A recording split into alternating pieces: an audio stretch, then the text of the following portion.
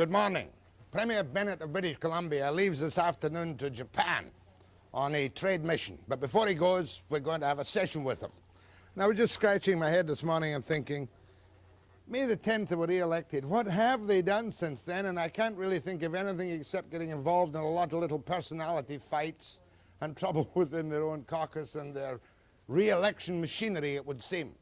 But we shall deal with Premier Bill Bennett in the studio now this morning on important and perhaps not so important but fascinating gossipy issues after this break.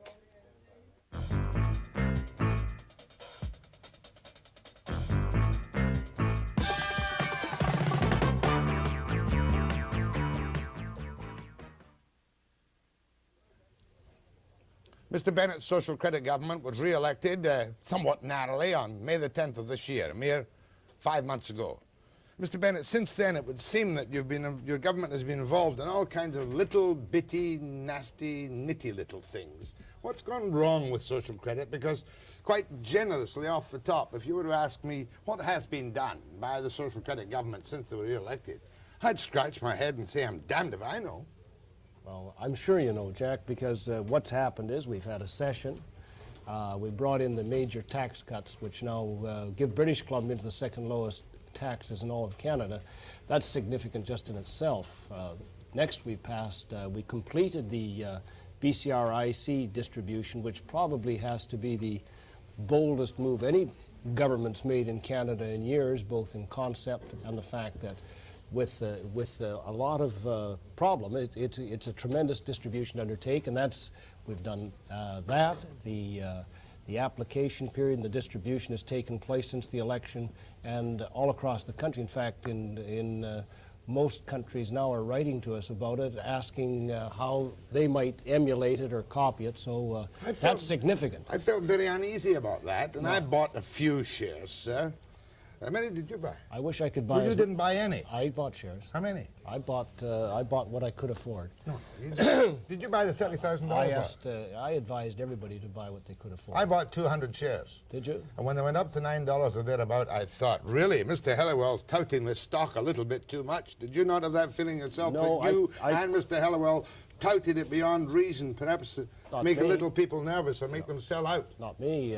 What I've always said is invest what you can afford. Invest in a company that will build the business and industry of British Columbia, perhaps repatriate some industry ownership, and don't sell. Hold on to Don't sell. Well, you know, people like you, Jack, can't complain about someone else owning the business and industry of this province if you're going to only buy 200 shares and then consider selling them. You should be setting an example for the others to hang on, because that's what's going to mean that 10, 20 years down the line that the business and industry will be on an individual basis in people's hands. I'm off on the wrong tack right away, because you really are quite astute in these things. But obviously you're pleased with Clark's policy to divvy up part of Petrocan back to private financing, are you not? First of all... and we're still going to make an effort, I presume, under your guidance with Helliwell, to buy... No, first of all, I do not direct BCRIC, and any acquisitions they make or investments will be their own, and that's nothing to do with me. I had a public policy position when Petrocan first bought Pacific Petroleums, that they were moving into what are normally and logically private sector assets, gas stations. But I'm particularly disturbed when they take control of an investment like West Coast Transmission, which operates solely in British Columbia, and then might be the target or used as another government's policy decision to, say, direct gas supply out of the Yukon or somewhere else to the detriment of those who work in the northeastern part of British Columbia, and to the further development of our own gas supply. And therefore you're pleased that that BCRIC, if it makes that decision, will, under the Conservative policy, perhaps have a chance to buy back into those areas which affect British Columbia. That wouldn't be my decision. But you would be pleased. I don't see why you should dodge that question. I would say BCRIC has a great chance to do a lot of new projects, not just look at things that already exist. I think they have a chance to partake in a lot of new investment. That's what I'd like to see, new investment that creates jobs and productivity and value for the province. That's the aspirations I have for BCRIC. You're very good. Matter of fact, I was accused of being soft on you on the last day of the last election because you get away from me at times. All I asked you initially, sir, was, do you like Clark's plan to dispose of some of the previously privately held assets of Petrocan? Those parts that logically belong in the private sector, most certainly. Most certainly. They don't belong in government ownership. Good plan. We'll see how he carries it out. Sir, to change the subject, to see if I can rattle you a little bit, because Barrett is much easier to rattle sometimes than you are, and that's the name of the game. I nearly fell off my stool yesterday when you appointed, of all people, Paul Manning, defeated Liberal candidate, as he's described today by wee Davidson, Trudeau's whiz kid, to be the kind of new mastermind for the stadium. Why would you appoint a defeated Liberal to a job like that, a man who lives on the west affluent side of Vancouver? Why would you appoint him? The reason you appoint a defeated Liberal, it's hard to find one that can get elected in the west. But the reason I appointed him not as an ex-politician, but my exposure to him in getting things done as an expediter when he did do work for the federal government in bringing together municipal government here and our provincial government on a number of projects. He's someone I know that can get things done. There's no political consideration. I mean, if I could have found the same sort of person, no matter what political stripe, but he has a track record that I believed in, and so I appointed him. He's not going to be the whiz kid that develops all the ideas. He's someone that can bring it together. Is he going to make the recommendations?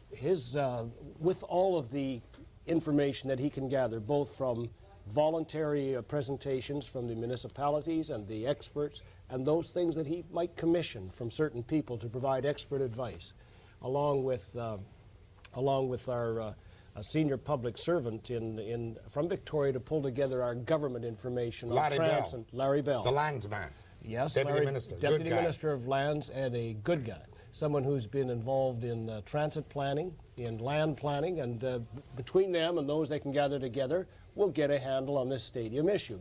One thing is clear, Mr. Jack, it's going to be a BC stadium because the people of Kelowna or Prince George are just as interested and will get just as much use, and we're going to make sure it's built, but we want it built in the right spot. We don't want a Montreal situation. We want a success like Commonwealth Stadium in Edmonton or Seattle Kingdom.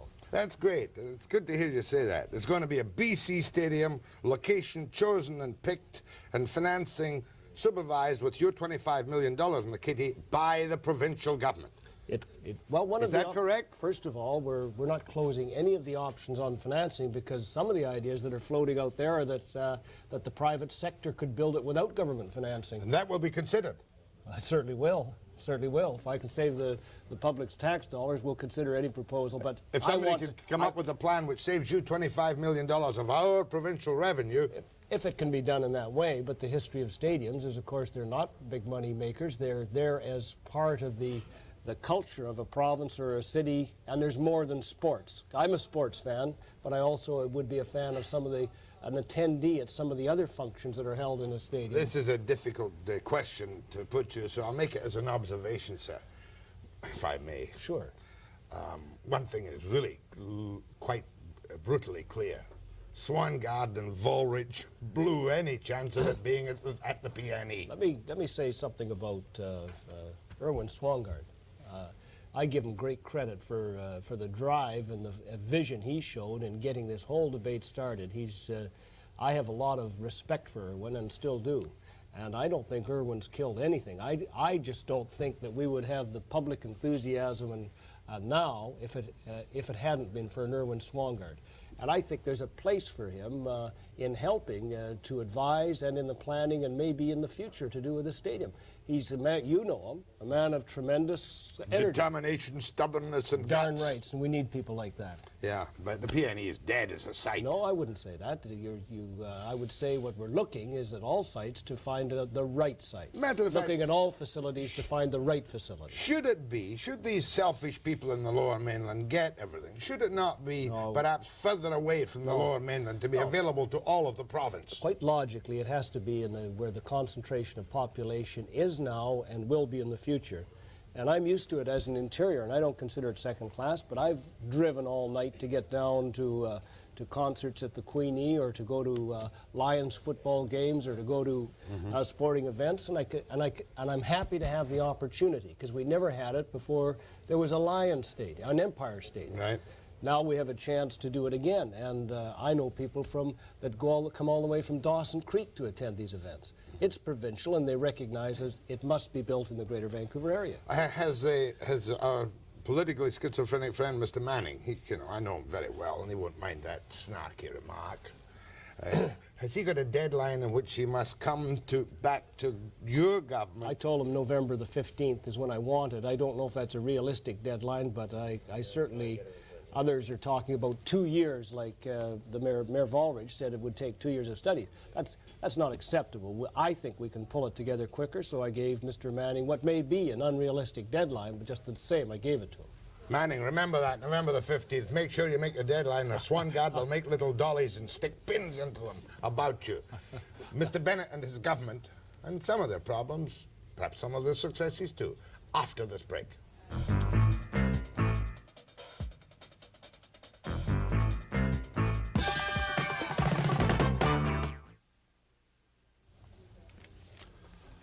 Mr. Bennett, you disassociated yourself forthwith from the actions of Kelly, your caucus researcher. Well, first of all, when you say research, our caucus, like any party caucus, is allowed to hire a number of researchers to do research work for the caucus members. That's not the cabinet. That would be the backbench members who would work for them to help them prepare background for speeches, and he's one of those people.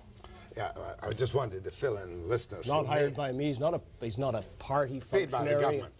Yes, the same as the researchers for the NDP are paid by the government. And apparently he said, write letters to the editor supporting social credit, but alter somebody's name from the phone book. I think it's foolish. If he said it, he's foolish. It was foolish. He should have been chopped, shouldn't he? Well, the caucus chairman, I think, would deal with that. That's Jack Kemp from Almanica. I've stated our position, Jack, is number one. Nothing wrong with writing letters. I don't think, I encourage people in our party to help us express our party's view, and one of the free ways to do it is through letters to the editor, and I would assume they'd be able to do that and think for themselves.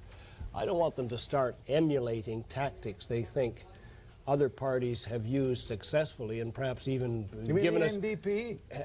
Perhaps even given us some of the closeness, provided some of the closeness in the last election. We haven't needed it in the past, and we don't need it now.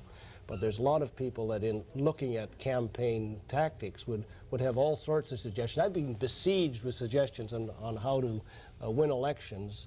Manipulate the media. No, since we won the last election, most of the suggestions are the right one to be made, and that is, Bennett, if you do a better job, you'll have no trouble getting re-elected. So that's the one bit of advice I'm taking, trying to do a better job. Sure, each of us knows perfectly well, perhaps I even know better than you, Mr. Premier, how political parties set up phone campaigns to try and pack hotlines. I used to think that you set up you set up your own callers just to get all the interest in your show. Oh, that was only a long, long time ago. Did you do that, Jack? Never, but maybe when I had 2 listeners around about 1936, I might have been tempted to.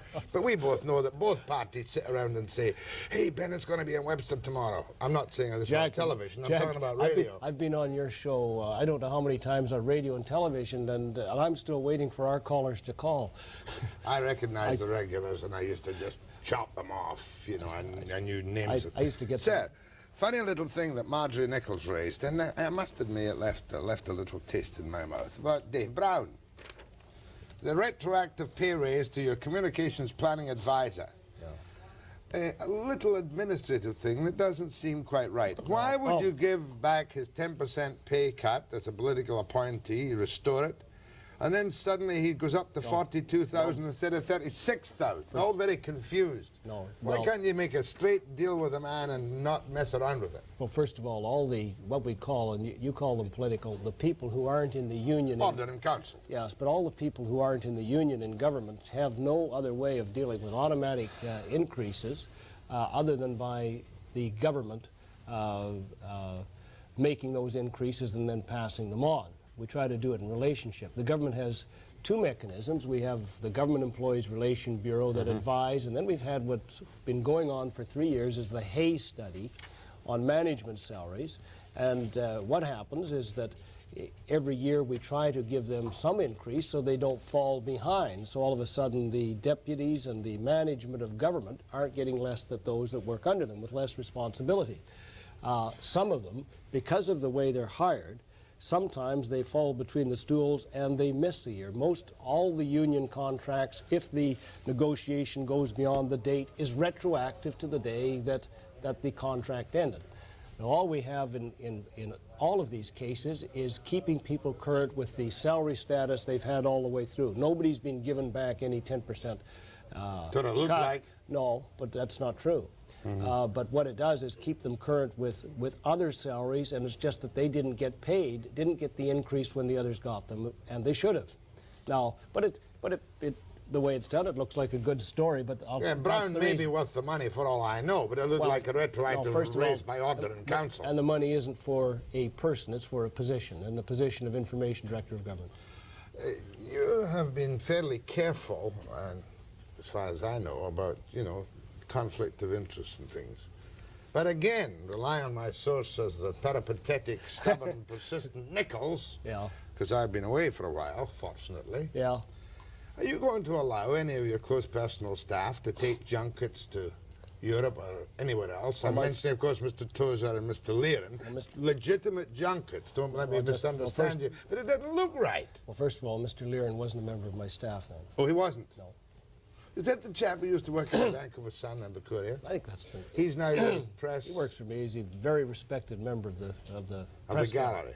Of the press gallery, and I think he'll continue and develop the professionalism that's needed in dealing with the media. Yeah.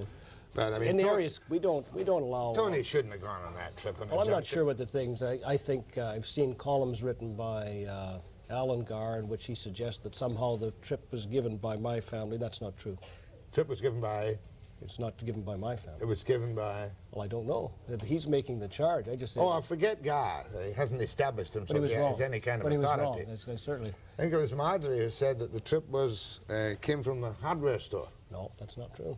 You know it's not true? Yes. Tell me who gave it? I don't know. She's making the charge. It certainly didn't come from me. But if you know, I know it didn't come from you, but if you know that what didn't come from the hardware store. Certainly, but I want to tell you, Jack, that our business, that when I went into politics, I've been very strict on myself and others about conflict of interest, putting things in trust, and I've done that.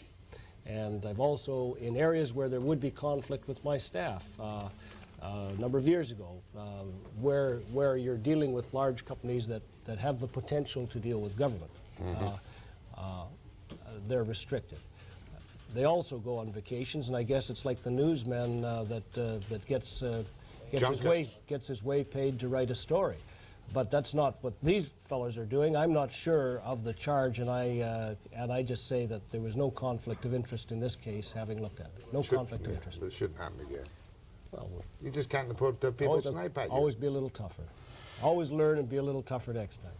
I think I'm finished with the little nags. I think maybe we should go on to the big nags now. Sure. Oh, here we are now. What's the month? End of September. You're going to Japan, sir. When do you come back? Be back on the 12th of October. That's I'm going to Japan and Korea. And Korea. When's the Social Credit Convention? Social Credit Convention will be November 1st and 2nd. You have a plethora. Second and third, yeah. You have a plethora of fresh talent in the government. Good talent. I might well agree with you.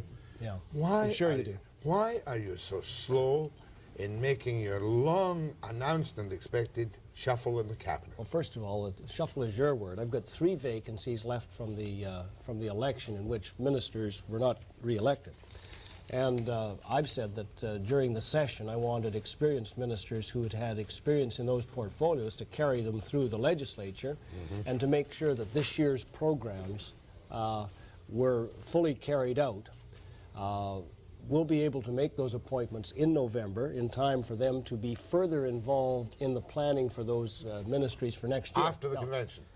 It'll be sometime after the convention. And I'll tell you, they're not left out. Nobody will be coming in by surprise because our caucus is involved in major policy decisions, and all of them from our week-long caucus in Delta and subsequent caucus meetings will be familiar of the goals and directions we want those ministries to take. So they're not going to be starting behind. They're up there right up front, and they'll be ready to prepare next year's budget and continue to work on Will you be enlarging the cabinet or just filling vacancies? Well, we'll do it. You know what I've always tried to do, Jack, is look at government and reappraise it. It's like zero-based cabinet.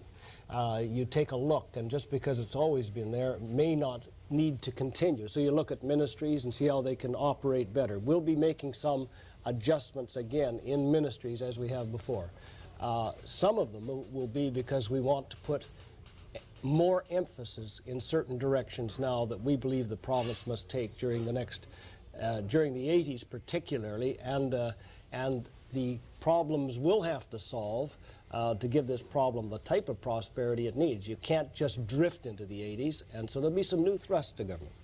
New thrust with new people and new posts and the wholesale shuffle. Oh no, you're trying to anticipate me. Yes, sir, I always do.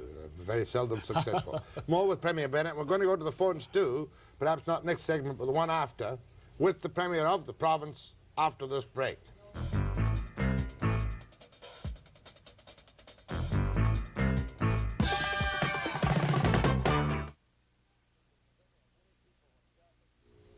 Mr. Premier, many people, observers in Victoria, are expecting at least a change in your energy minister, especially after his performance last week when he seemed to be totally at a loss for words when it was announced that BC would put pressure on the National Energy Board to come up to the Mexican level of 362 for natural gas. No, first of all, I don't think anybody's after his job except maybe Marjorie.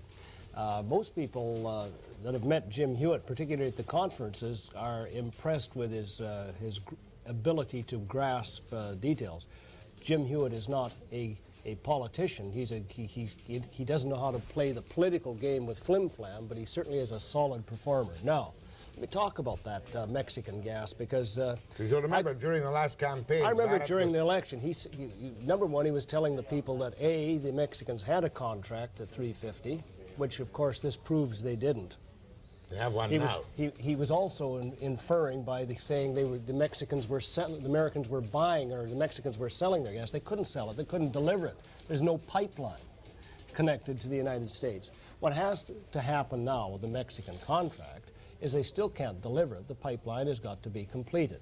By the time that pipeline is completed, our prices will be at least the equivalent of what the contract gives the Mexicans. It's an anticipatory contract of when they can deliver. Now, we have applied to the NEB. We've talked to the federal government, and certainly my talks with the at the highest level with the federal government is in working our export prices up to equivalencies. And I would hope that by 1983 we'll be getting close to $6 an MCF at the border. Let me get that quite clear, sir. In stages. At the moment, we're getting about 280 a thousand cubic feet. Yes, that's right. When we became government, we were only getting $1.60. The National Energy Board in Ottawa, in fact, sets the rates with provincial consultation. Since 1974. Since 1974. That's right. You're saying that the Mexicans, yes, they have a contract at 362 when the pipeline is finished and they begin to deliver it sometime down the road. That's right. And are you also saying that when they're delivering it down the road at 362, we will get something close to 362? Yes. How much extra? This is the question that Mr.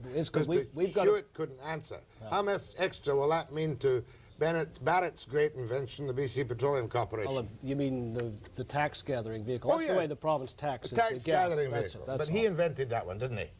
Actually, I understand it was put together under the advice of some people from West Coast, but that's only a rumor I heard. He accepted the idea. Anyhow, what I would say is that it won't mean much more money. What we've got to realize is different parts of the U.S. have different markets and can absorb different prices. We may, and I don't know now, but some of the advice to us is we may lose some of the market because there are cheaper sources of energy across the line, and they won't buy all the gas from British Columbia that the contract permits. Now, this is one of the tragedies that happened in 1974, 73, 74, when the NDP were in. They allowed the taking out of the take-or-pay aspect of the gas contracts that time. That is, the contracts up till then, if the Americans didn't take the volume of the contract, they had to pay for it anyhow. Oh. That is now gone. That was taken out while they were government. So now they use a sort of as peaking gas. and they don't have to take it up to their export limit, and that will leave us vulnerable, and that's why we've made application to the Energy Board to get the take or pay put back in. Give me a firm contractual commitment for an amount of gas, take it or leave it. And if you don't take it, you pay for it. Now, we've been trying to get that back in as a government, and our advice to the Energy Board who does these things, that's one of the difficulties. We haven't been able to do it, but I'll tell you, what the price does, it allows the Americans then to look for cheaper alternatives, so we may not get more money, in fact, because of decreased export. We'll have to wait and see. But the philosophical point is we're going to get a fair price. It's going to move up as part of federal policy that we're advising them on to acceptable relation to world price. And it may be that we'll have to develop, and which we're doing now, considering the gas pipeline to Vancouver Island, which was stopped by the former NDP government, was proposed before then, to get more use of gas in our province, end our dependency on oil, use what the one energy source that we do have in good supply. And we'll be making a major announcement on that in the future. Well, the pipeline to Vancouver Island. On what we're going to try to do to encourage it. Now, what I want you to know is that the costs now will be much higher than if that pipeline hadn't been stopped at that time. But it's important to get all of the people of British Columbia access to our gas and end our dependency on oil, because British Columbia only produces about 25%. Which brings me to a point of our own oil. We all know that Newfoundland was very pleased by the kind of presentation of the rights to oil off Newfoundland by the federal government, right? Would you be just as pleased, or do you expect such a, quote, political gift from Clark? First of all, we've got the commitment of the government that the case we've been presenting since we were government to the last federal government, and certainly to the new one, that we wanted that resources, just by right, belonged in the province, and they agree with that, and that extended to offshore resources. And they accept that principle, and now we want to complete the agreement because of the lack of clarity of the situation, because us winning one court case and the federal government winning one court case. I remember that. And we'll get that. You know, and this is one of the major significant things we've done since the last election. When you said there's been sort of a hiatus, there's been so many things happening, but you seem to take the big announcements that BC's been waiting for years for granted with us as government. Well, maybe that's a compliment to you, but you see, I go back to the little nags, Mr. Premier. I remember clearly when there was all the fuss, when Shell and the boys were taking out, this was a number of years ago, so perhaps before you were in politics, when Shell and company were taking out... Before I was in elected politics. When Shell and company were taking out drilling licenses for the Gulf. Well, you had them on both sides, getting provincial permits and federal. And then there became a 10-year moratorium on the Gulf. Because of the court case. Now, we'll have to, with the federal government, clear up the situation on those old licenses on both sides. There never will be drilling in the Gulf, will there? I won't say yes or no now, but I say this: there will be no exploration until we firmly have concluded agreement, cleared up the situation on the old permits, and established firmly with the federal government as well what standards we want and what conditions we want to protect our coast. I'm surprised that you say you won't say yes or no when I say that surely... Well, it would be foolish of me to say there would never. Can you see any premier of this province, sir, I've heard allowing oil drilling in the Gulf? Public politicians that say never to anything are foolish indeed. There's one politician in BC that said there'd never be any more hydroelectric development, and that he wouldn't go anymore, and that was Dave Barrett. I don't agree with him. There's got to be further hydro development. Yeah, he's the one guy he's the guy who also says, though, that under his aegis there will never be any uranium exploration or mining. Well, he's the one that said that, but when he was government, he was the one that signed the cabinet order in council that allowed them to explore for uranium in the Okanagan. Webster and Premier Bill Bennett of British Columbia, after this break.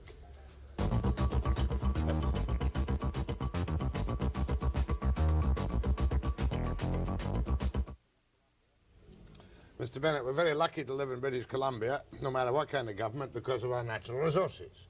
Gas is in good supply.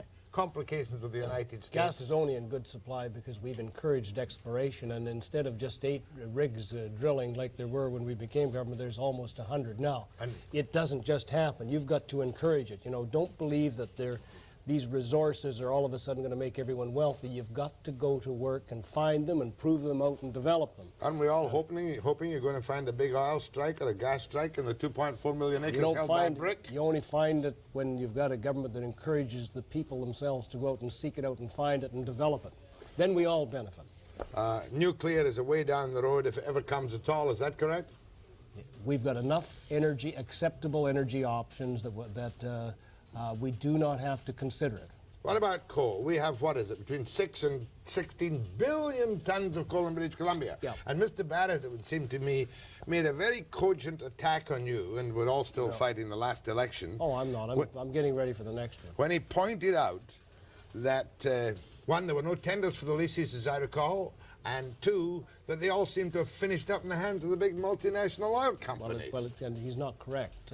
My memory of that is, let's say that Webster's saying that, that there were no tenders for the leases. No, they were by application, but we'll get the money through taxation as they further develop and on development proposals. What we want to do is $5 a year. Well, they're not getting on a hectare. They're not getting anything for that now, but the right to explore. There's no money flowing in. Let's wait till they come with a development proposal for the mine before we start talking. But the holders of the leases will surely get the mines. Certainly, but they're doing the development. But governments are going to work out a relationship. There's what we've done is again encourage the development of and exploration and proving up of our coal resources. Now, there's two types of coal in BC. You've got the metallurgical coal that's used in steel making. That's the higher value coal. That's the bulk of the coal that's becomes part of our export.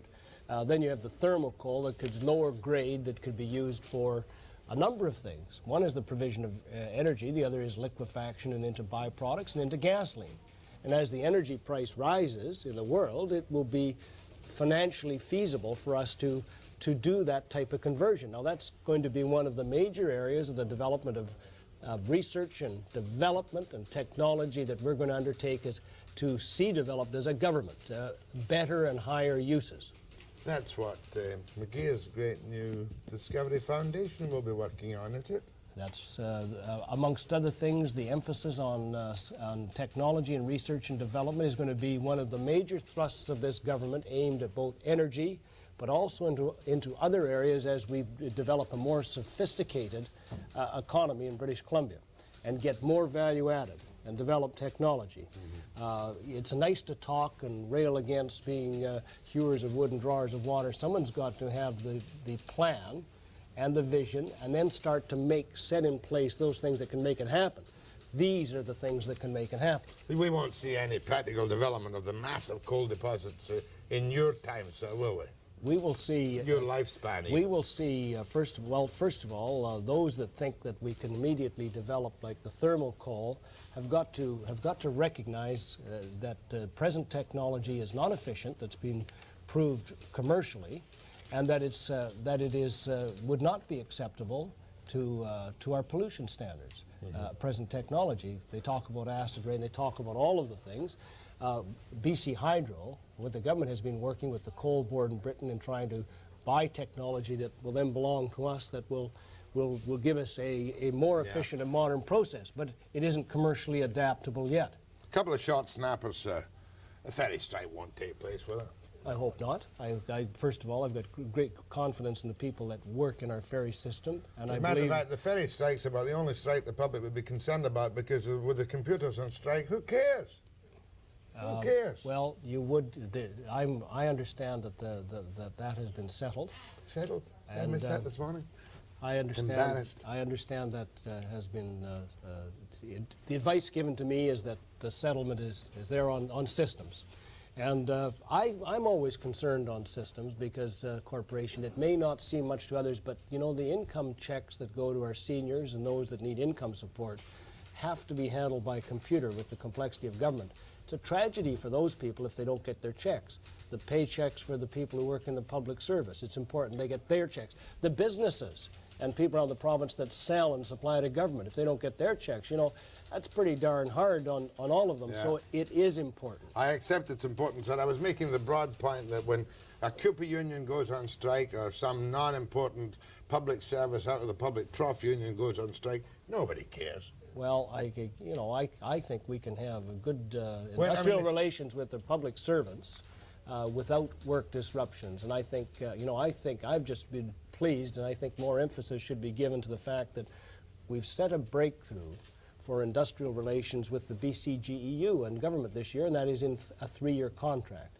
That gives greater security for the employees of government, and it provides a greater security for the people of the province, knowing these people are happy, they're comfortable with their wage settlement over a longer period of time. Now, if these 3-year settlements can be extended by negotiation into industrial contracts in this province, we'll have a continuing improvement, as we have had in the last few years, in industrial relations in this province, because indeed our record on man days lost due to strikes and lockouts is not as severe as it was in the early 70s. It is getting better. And inflation is allowing you to be, on the face of it, quite generous to those paid from the public purse. 8%, 8%, 8%. I mean, these people, the ferry workers, have been offered 8, 8, and 2 for an extra 2 months. 8, 8, and 8 is, I think, fair. We're not out to gouge people because they work for the public. They're going to get a fair settlement, and that's what I would always promise them. We'll keep them in line with settlements in the public sector. In this year, I think they've been restrained in their demands when you consider what the forest industry settled for.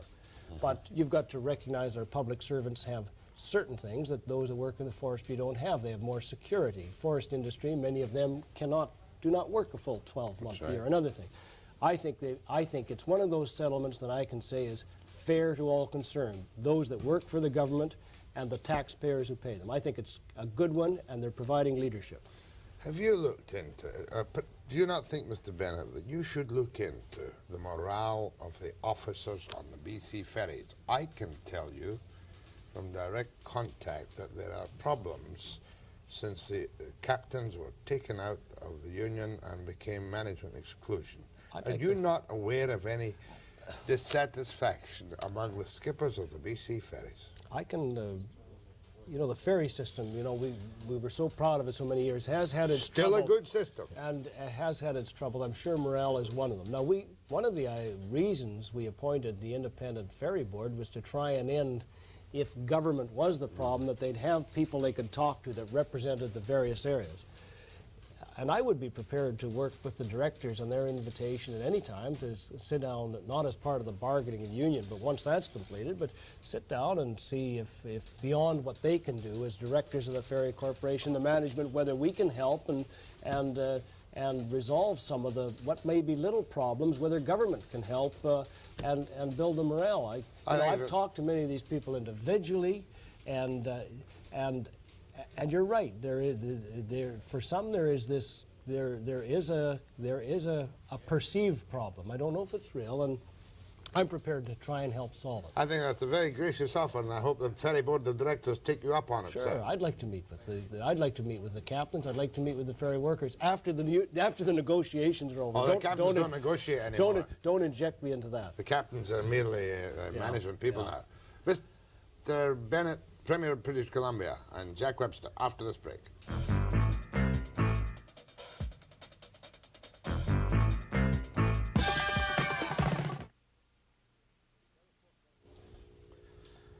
Well, you've been very forthright this morning on the stadium, the British Columbia Stadium. You're still willing to throw in the $25 million if it's voted. That's voted. It's right there. Yeah, it's not a problem. It's voted by the legislature. Oh, mind you, Mr. Bennett, that doesn't mean anything, because I remember that your father voted $27 million for a second Narrows crossing, and Mr. Barrett took it back, didn't he? Well, it wasn't done by the same person. That's more reason. Well, I will have the stadium done by then, so we don't have to say that would be a threat. No, you've got $25 million for the Waterfront Convention Centre. That's beautiful, isn't it? That's going to be a good one. The Trade and Convention Centre is important. Then you're going to have to... Are you firmly committed to the culture group in Vancouver on taking the art gallery to court? It seems an incredible amount. It's going to cost you $25 million. The province of British Columbia made a substantial donation when they donated to the city of Vancouver the property and building, which is called the old courthouse, for public use. for public use. Right. For the people of Vancouver and useful in the heart of Vancouver for other people visiting Vancouver. So that's worth millions. The province has already made that commitment, and the city has the option to deal with that. And now there are proposals for it, the art gallery being one. And you know, I think the art is a very important part of our culture. We overlook it. Many do, and our young people, our people should be given more opportunity. That's a decision they have to make. They have a price, and they've done a job of going out now to match the province giving the building and the land to the city for a public use. City of Vancouver might have to make a decision on money. I know that John Pitts and his committee certainly have harnessed the private sector. They say they have the federal government to make a contribution. When that's all over, I hope they have enough. They're showing some concern by coming back to us for an additional funding right now, but I'd like to see how they make out with the other governments, because we've made our donation. They want another $4.5 million from you. Well, you know, and you know what happens? Governments are there to help provide public facilities, and I'll tell you, you know, that's what we collect tax dollars for, and I'm a supporter of an art gallery in Vancouver and upgrading it. I think it's in a difficult situation. Well, what you said to me quite clearly just now, Mr. Premier, was that you've given them the building, the city must do things, the feds must come in, well, and then if they come back to you, you'll see. That's right, but I'd like to see that federal commitment. I'd like to see the check. I'd like to see what the city's doing. Because you know what's going to happen. They're going to hire a fancy architect, and not $17.6 million. It's going to be $25 million later. Well, you know, and meanwhile, you're renting space for some of it, will be, for some of your government agencies in the Black Tower. I'm surprised at you. You can't bottom line everything, Jack. Whether it's a stadium, that's for the people. You don't try and make it show. It doesn't have to show a profit. The same with culture. The same with the. Yeah. It's my lack of culture, Mr. Bennett. I don't have much sympathy for the old art gallery. But just think how you will improve after you get a chance to be exposed to it. Too late, sir. Are we ready for phone calls now? Yeah. Can I go to a break? No. Oh, I go straight to the phones. Are you ready for phone calls? Sure. Let's take. Can you tell which are social credit and which are MEP calls? Is Jack Kelly on the phone? Go ahead, please. Premier Bennett. Good morning. Good morning. Very good of you, sir, to take some of your valuable time to be among the people and talk to the people. And Jack, I have a very critical question that I wonder if you'd be prepared to answer, please. It's in 3 parts. Not necessarily, because it's the Premier who's answering questions, not me. Make it short. It's a very important question, so I'd appreciate Ask it. Both try to answer it. Ask it. Okay, whatever happened to our freedom of speech, association, the press, movement, and perhaps Radio Free Canada? Thank you very much, sir. It's still there. Go ahead, please. Yeah, I'd like to... You get very autocratic with those buttons. Oh, Mr. Bennett, I've got to do that. It wastes your valuable time. It wastes my valuable time because some guy's got a hobby horse. You've got more power than the Premier of the province. Boy, you cut people off. Go ahead, please, to Premier Bennett. Okay, Mr. Bennett, I'm very, very concerned about what I've heard recently about Jack Kelly. I've had a lot of dealings with Mr. Kelly in the past, and I found him to be one of the finest and most altruistic people I've ever met, even though I am a member of the New Democratic Party. And I'm very concerned that someone who's out helping people the way he is going to end up being a scapegoat for the collective sins of your government and your party. He was set up by some members of your party to take the fall for these phony letters that he's supposed to have written. And I think it's absolutely disgraceful that a person of his caliber is being put down by a bunch of little weasels that are in your party. And furthermore, when you stated in the press that you found it shocking or surprising or whatever it was that this type of thing went on in the Social Credit Caucus, you're either not telling the truth or you're very ill-informed on what's really common knowledge around. You made a good point. He made his point, and I don't agree with you. Nobody's being set up by anyone, but what we are clearly identifying is we don't need the, and you identified yourself as a New Democratic member, we don't need some of the tactics that other parties use. And quite clearly, as well, I'm leader, I wish to reinforce to the public the type of tactics that we won't need to use. And that is nothing, no comment on individuals who have yet to have a chance to respond to some of the things being said about them.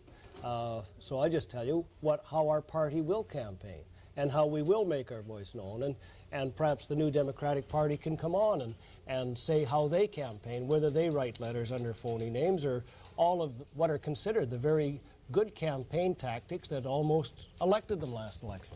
It's really a storm in a teacup. If it was done, it was a piece of stupidity, Mr. Bennett. Well, I'm not doing what I can to keep it alive. What No. I'm trying to do is the public should know from me the type of campaign and the type of how our party will conduct campaigns, and I've stated that without trying to, Well, anyway, deal with individuals. I'm glad this chap phoned to Sure. give Kelly Good a bit idea. of a boost up. Go ahead, please. Hello. Yes, ma'am. About the stadium, Mr. Bennett. Yes. I wonder, would it make any sense at all to use the site of the present stadium to build the new one without a cover, which isn't really necessary? And as regards parking, why cannot they put multi-level parking on the parking lots already in existence, which would probably be 3 stories high? Is that at all practical? I think it may be, and it probably will be one of the options that will be looked at by the Manning inquiry, which will look at not only that as a site. The P&E is one of the possible sites, but we'll look at the type of structure and how people, first of all, can get to and from it, and whether they can get to it easily, and how it will service the mass population of people in the future, because we've got to look at future growth. So it will be one of the suggestions, but I can't comment now, having said I want this information brought on all sites and all types on a single one now, because I'm going to keep an open mind. Thank you. From Vernon, BC. Go ahead to Premier Bennett. Hello, Mr. Bennett. I'm going to change the subject for you. At the last budget before the election, you mentioned a dental plan. How close are we to it? First of all, we in the throne speech, we said the government would be bringing in a program of dental care, and we will be. We're working on a number of ways in which it can be brought in. That's projected against future costs, whether it would have to be phased in or how it will be done, and that's being handled by the Minister of Health.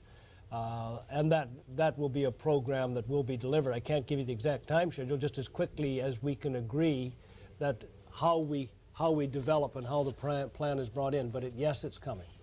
Universal plan? Yes, the dental plan is coming. You know, you're asking me to comment on... No, I was just thinking pharmacare became universal of a different kind. Comprehensive. Comprehensive dental care plan, not necessarily the session next year. I would like it as soon as we can do it, and that would be then. If we're ready, as soon as we're ready, that's when it will come. I got the feeling it was maybe 5 years down the road. Oh, no, Jack, Like not at all. next year if it's ready. Certainly.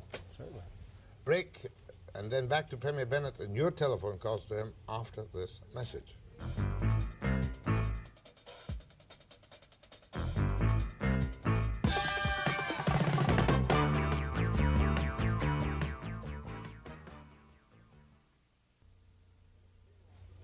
From Clearwater to Premier Bennett. Go ahead, please. Yes, Premier Bennett, I'd like to ask you about the Clearwater Bridge, which has been promised on your behalf at 2 elections.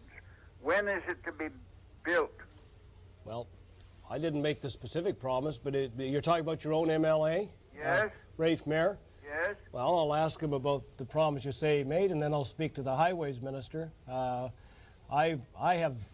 work hard for my own constituents and trying to keep up with the road requirements in their areas, but I'm quite prepared to take your concern over the Clearwater Bridge both to your MLA and the Highways Minister. I thank you. I tell you, the thing is that a part of Clearwater cannot be developed until the bridge is built so we can get the water over. Well, I'm not personally aware of the situation, but I'll certainly, now that you've told me, take it to your member and the minister. Thank you. Go ahead, please. Hello, Jack. Yeah. Can I speak to Mr. Bennett, please? That's why he's here. Go ahead. Good morning. Oh, Bill, Yes. look, I have no questions to ask you, but all I will say is this. I think you're a very good man. We need you in BC. Keep up the good work and look after us. And I wish you all the well in the future. Thank you very much. Thank you.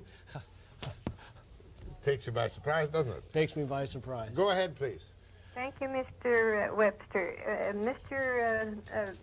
Premier Bill Bennett, I received your 5 free shares, and I thank you very much for them. but I did not buy extra, and you keep saying not to sell them. Mm-hmm. Well, why would I save the 5 free shares? Well, you might consider buying some more. I can't on the handicap pension. You might be able to in the future. I would say, it's just extending to people individual ownership. And I encourage them, if they want to maintain the ownership over the bulk of the people on an individual basis in this province, that they don't sell. And one of the things is people who didn't buy when the first opportunity was given can buy on the open market now, although the price is slightly higher. But I'm just so confident over 20 years. I don't think in short term or speculation or buying today and selling tomorrow. I'm trying to think of the principle of ownership. And I would hope that you would think that ownership, that individual ownership you have is worth something. But one thing about it, the shares are always there if you're in financial trouble to sell, to use the money. And that is an option that's open to you, which isn't open to you with government ownership. Where can I sell them? You could sell them. You could sell them through any stockbroker, or you could sell them to your next door neighbor if they wanted to buy them. At no less than the price on the market. But anybody will give you the current market price for the shares. You look in the paper, but my advice is if you don't have to, don't. Thanks, my dear. That's what I felt she was getting around to. She wanted to sell them. She's on a handicap bench, and she wouldn't know where to sell them. If they write to me, I'll certainly give them advice. Go ahead, please. Yes, Mr. Webster, Mr. Premier. Yes. BC Penitentiary grounds for your stadium complex. Has it been considered? I haven't heard. Well, the BC Penitentiary is owned by the federal government. And it's still there. And it's still there. And the province itself, in the facilities we have, the Ocala lands, has made provision to give a part of them to Burnaby for park purposes, so we probably don't have the lands there. But, we're waiting. Local governments or local people can come up with what they think are ideal sites in their area, and you might suggest that to Mr. Manning. You'd have to find some way for the federal government to replace those facilities before you could start construction. Thank you.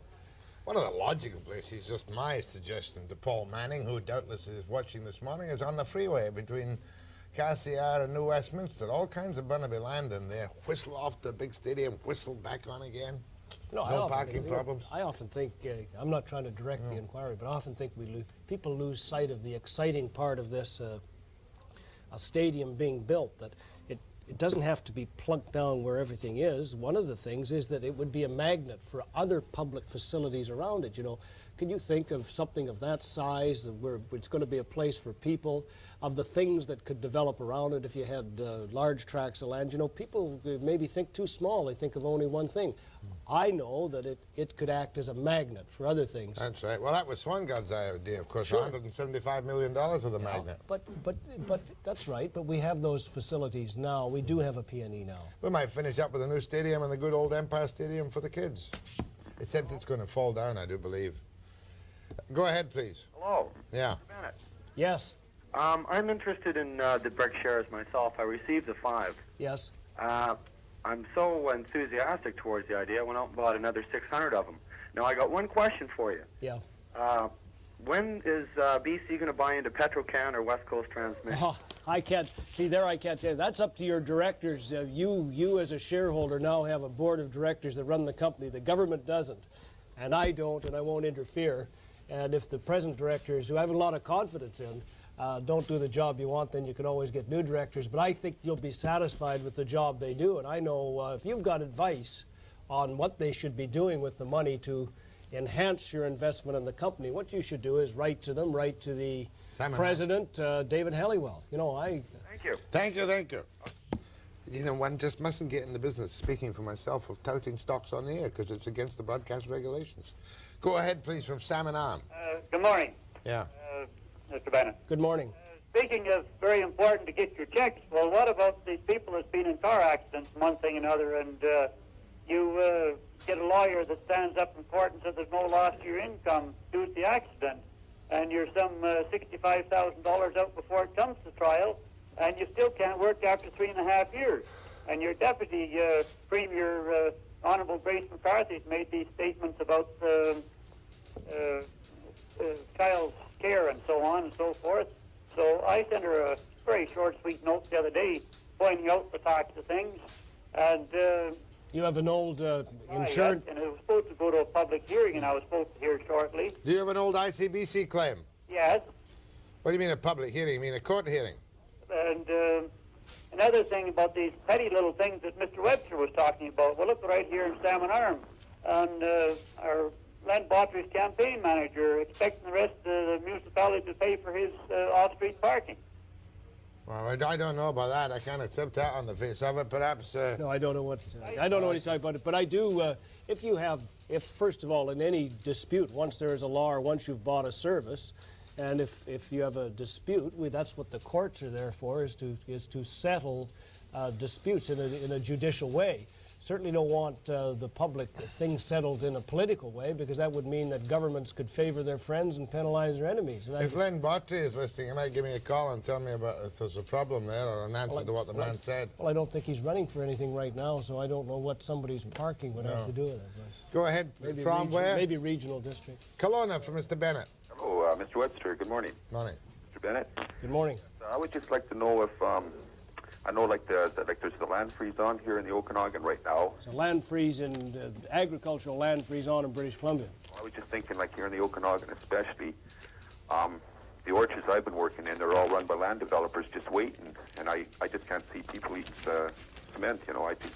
I can just see like land development all over the place, beautiful orchards. Most of the orchards I know, and I live there, and I have an orchard, are run by farmers who intend to keep them as farms and orchards, and I know most of them. That's not by any chance Mr. Painter, is it? No. Because Jeffrey Painter is quoted in the paper this morning about the fact that the Central Okanagan Regional District is expected to change its official regional plan Monday, giving the developers the opportunity to turn 9,000 hectares of rangeland, some of it orchards, into 4 and 8 hectare ranchettes. Have you heard about this? No, it'd be a regional district decision. I saw it in the paper this morning, like you. So I've read it like you. That a regional district is responsible. It wouldn't come out of the freeze. They may have smaller farm units. You've got to recognize the production rangeland. The production capability of rangeland, not farmland. That's not the high-grade farmland that raises apples and vegetables and things like that.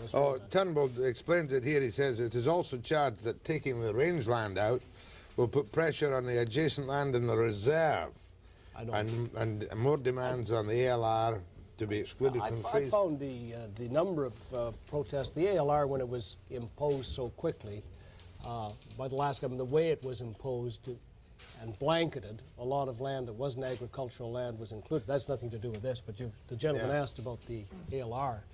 And at the time, they said there'd have to be a process of fine-tuning in local governments as they look, because in some case, it was just really, used for just freezing land, I see period. The former chairman of the commission, Gary Runka, a former top man, was attacking the present operation of the land commission, saying it was letting too much out of the land freeze.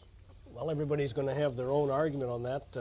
Fortunately, I don't make those decisions. They're made by the land commissioners, and the Environmental Land Use Committee of the Cabinet. There is an appeal procedure, and most of them, their success hasn't been very good in appealing to get out. But you've got to recognize that in our society that there is that those that didn't have it should not be frozen just because somebody with a red pencil drew a line.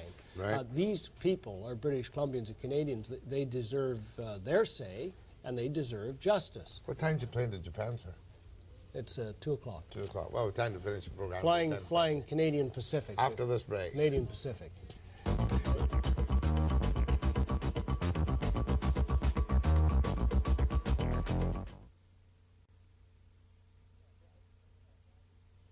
Go ahead to Premier Bennett, please. Yes, I was wondering, excuse me, whatever happened for a common citizen like myself just to meet with the Premier? Pardon? Well, whatever happened for a common citizen just to meet... Oh, how could the common citizens meet with the Premier? You can meet us when we weren't tied down with sessions and elections. As you know, we've had a number of cabinet meetings around the province when any citizen can make a presentation, that's to the total cabinet.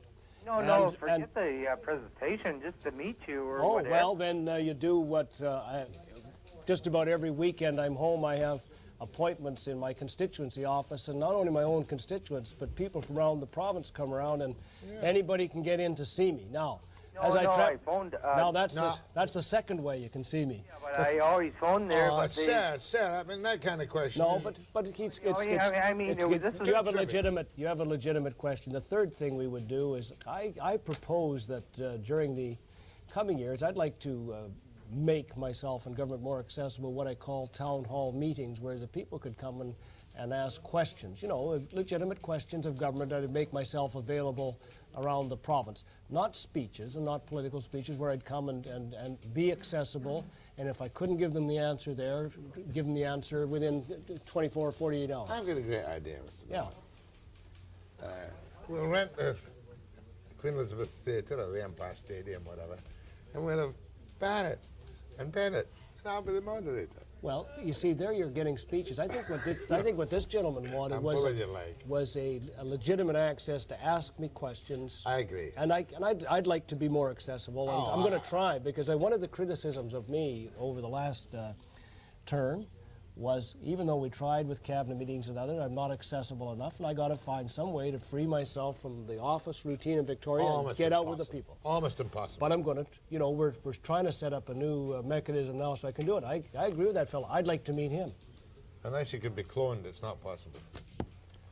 Go ahead, please.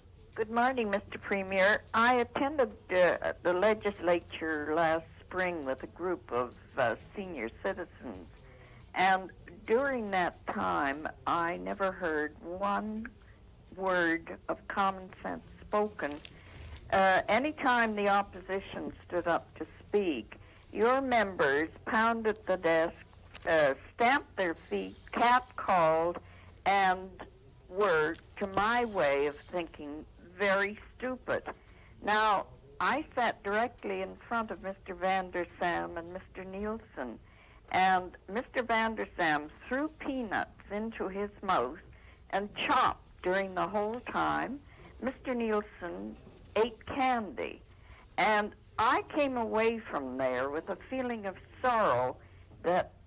Well, I think I've got the gist. I get the legislature's a very active place, and incidents of desk pounding are British parliamentary tradition. They take place on both sides. I get letters of complaint about all members and all sides of the House, and I've got to tell you, I hope it'll improve. All of us will have to make an individual effort, but believe me, the criticisms I get are extended to the House and to all members, and in fact, I don't think there's been a member left out. You've got to remember they're sitting down there for long periods of time. They're not conscious of being part of a spectator sport. They're trying to get things done, and obviously they could improve because you're watching, and I agree. And you've got a valid complaint, and it applies to NDP as well as Socrates. That's right. She caught all of you politicians on a tender spot.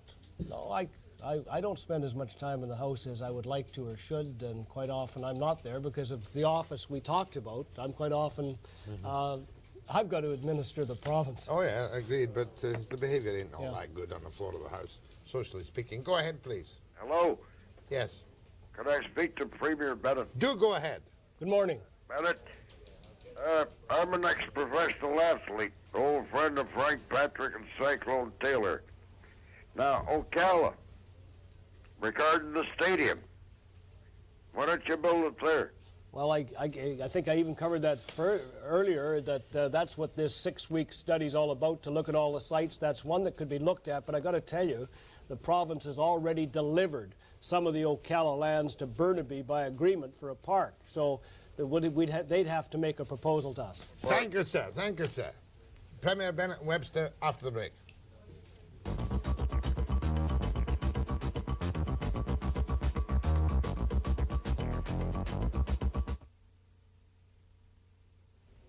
One serious question from me. The compulsory heroin treatment plan depends very much now on a court decision on which they're waiting to see if they can use the police entry. Yes. Are you worried about the program? You cut back the money available for it, didn't you? From not cut 14 back. to And 6 million. the money is there. We're only spending what's needed. You're not spending money that as the program develops. And we had to put enough to anticipate the type of use. The use is still building now, so we didn't cut back. Am I worried about it? Yeah. I have still great hopes for Jack for the heroin treatment program. It's certainly there to, and the entry. I know people are worried about it, but it's really to help the young people who are not of a mind to be able to make the type of decision. They're still getting hooked or something to not get involved. They need help. It would be when you're 16, 17, you don't make good adult decisions about kicking a habit you're really getting into for kicks because you're adventuresome and you think that you're going to live forever and nothing can hurt you, and you drive your car too fast and you live too fast. They're the ones we want to help, because the things they get, the decisions or the habit they develop then apparently is there for a lifetime for many people. And I just tell you, we've got to do what we can to help them. So it's not fair, but I just still have great hopes for it. It was never meant to hurt people, but to save them. I hope it works. I've always backed it, but however. Webster, go ahead, please. Yes, good morning, gentlemen. Mr. Bennett, I have a complaint to make, and they say if you go to the highest top of the heap, you're the one I should go to. Okay, I'll try and help you. Thank you. We have, my husband is a very avid steelhead fisherman. I don't know if you know anything about your wildlife and conservation. I love getting out in the forest, but I don't fish, but rarely, and I'm not a hunter. So, but I appreciate getting outdoors. So go ahead. Okay. I got two good steelhead fishermen in my caucus, Peter Heidemann and Rafe Mayer. Go ahead. Well, then maybe they'll understand this. Yeah. Is that not his department? Yes, Mr. Mayer understands. Right. My husband is a very avid steelhead fisherman, has been for over 40 years. We have just come back from a trip, and as you know, the sportsman spends a lot of money every year, thousands and thousands of dollars. We have just come back from Smithers fishing the Bulkley River. Yes. Now, advertisements are all over this country about putting these little monitors in the steelhead, little radios in the steelhead fish, and they monitor them in the rivers. Yeah. Now, they also put two little spaghetti tags on in their gills on the outside of the fish. Now, when a fisherman catches this, which is very rarely does a fisherman catch one, if he takes one of those tags off and takes care with this fish and is very careful of how he lets it go and makes sure, which my husband does, I can assure you. Go on. What's the point, ma'am? The point is that when you take a spaghetti tag off, Mr. Webster, you take it to the conservation office and you present it to them, and it's worth $50. The fish is practically worth $100 at $8 a pound nowadays. So being a sport fisherman and sports-minded, that's what we did. Took it to the Smithers office and presented it to the girl and explained to her, and she said to us, so what? Well, did you get your fish back? No, Mr. Webster, you released the fish. I'll look into. You're worried about the way you were treated when you went to the Smithers office. I'll look into it for you. And what day was that? That was just about, I can't specify the date, it was in September. All right, I'll look into it for you. It's an interesting. I get it. The tagged fish, you get the reward for returning the tag. They're trying to develop, look at their spawning habits and tracing the fish, so they can improve the fishing for them. And do the same with salmon. And this is a fisherman that's really concerned about obeying the law and trying to help them. It's quite fascinating the way she brought it out, and we finally realised it was a spaghetti tack and a steelhead in the Bulkley Valley in the Bulkley Valley River? Yeah, Smithers, yeah. It's Smithers. Yeah. Thank goodness she gave me the end of the story. Go ahead, please. Yes, Mr. Bennett. Good morning. I just want to say that you're doing just a great job, and with the peanuts, geez, you guys should be allowed to drink some beer with those, too. Thank you. You're going to Tokyo this afternoon for 7 days. Big party, a huge junket with all kinds of people? I wish it was. Audrey's not going because it's, dealing in a very tight schedule like we have, and I showed it to you, Jack, and perhaps you could take a look at the meetings I've got day after day after day. A standard daily meeting. And I think we have something like 22 meetings and how many days 12 in or 14 lunches. About a week in Japan and 5 days in Korea. Back when, sir? On the 12th. My thanks to Premier Bennett, our guest this morning on Webster.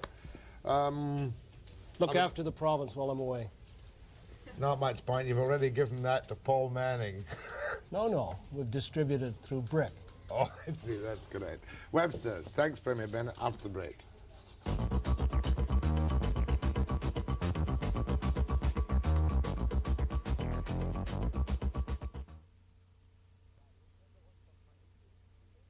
Not a bad week. Linda, what's for Monday? Monday, we have Mark Lalonde. Oh, Remember? big shot. Trudeau's friend. Yes. Big guy. Liberal. And a couple of Tories? Yes, Chuck Cook's one of them. Political business again. Yeah.